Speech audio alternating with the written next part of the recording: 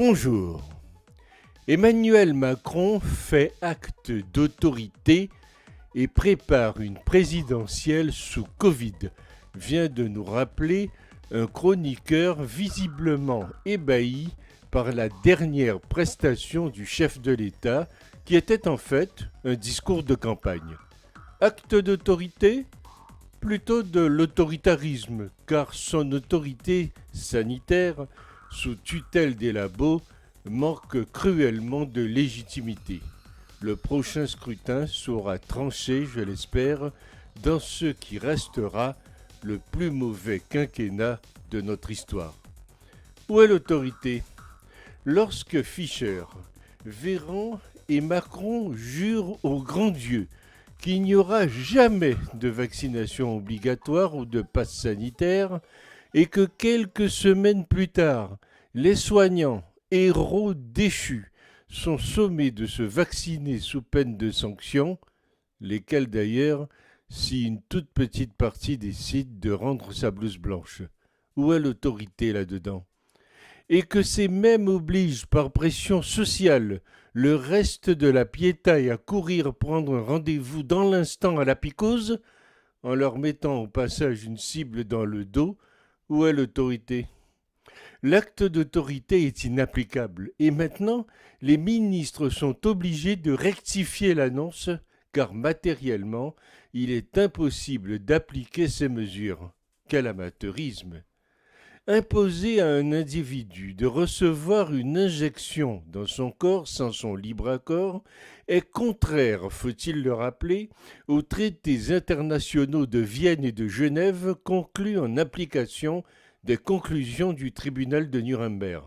C'est la raison pour laquelle toutes les nations, excepté la France, se tiennent en ce moment à l'écart de la méthode Macron, à qui l'on n'a pas dû bien expliquer. Très amusant. Les moutons qui se pressent pour se faire piquer suite aux menaces du président de leur gâcher leurs vacances disposeront de leur passe sanitaire après le 15 août. Délai de vaccination oblige.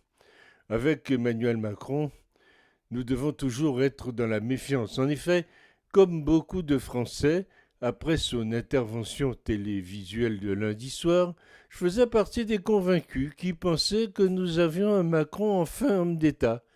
Mais après le recul nécessaire, finalement, nous avions à l'écran un candidat en campagne, un comédien, un manipulateur et pire, un pompier pyromane. Oui, Emmanuel Macron se réfugiait derrière un virus pour nous faire avaler son manque de courage concernant la réforme des retraites et certaines décisions qui touchent le quotidien des Français. Mais à partir de ce moment-là, pourquoi ce silence concernant la violence quotidienne non maîtrisée, l'extrémisme religieux musulman qui agresse dangereusement notre République, la crise économique qui nous oblige à faire la mendicité auprès de l'Europe du Nord et de sa locomotive allemande ? Pourquoi M. Macron, l'élu de 2017, n'a-t-il pas reconnu qu'il s'était trompé sur l'ensemble de la politique qu'il proposait aux Français ? Pour l'instant, il joue sur du velours, mais, soyons rassurés, il est aujourd'hui le seul en campagne en utilisant l'argent de nos impôts et son face-à-face avec Marine Le Pen n'est pas du tout gravé dans le marbre.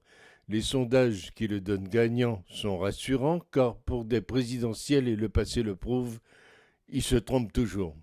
Le plus grand réformateur de tous les temps, dit-on, qui n'a jamais réformé plus que ses prédécesseurs, pour cause de Covid, il a quand même réussi à exploser les fameux 600 milliards, pour cause de Covid toujours.